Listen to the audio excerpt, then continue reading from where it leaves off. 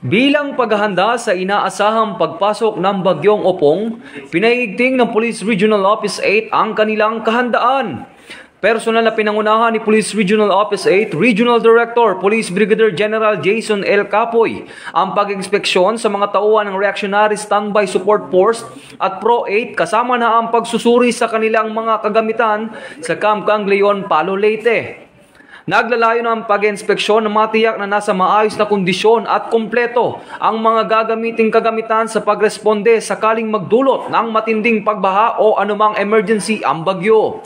Kasama nito, sinuri rin ang mga tauhan upang masigurong nahanda sila para sa anumang posibleng search and rescue operations. Ang hakbang na ito ng Pro 8 ay bahagi ng mas malawak na paghahanda ng Eastern Visayas bilang paghahanda sa bagyo. Nagpapakita ito ng dedikasyon ng kapulisan na maging laging handa at maprotektahan ang kaligtasan ng mga mamamayan sa rehiyon.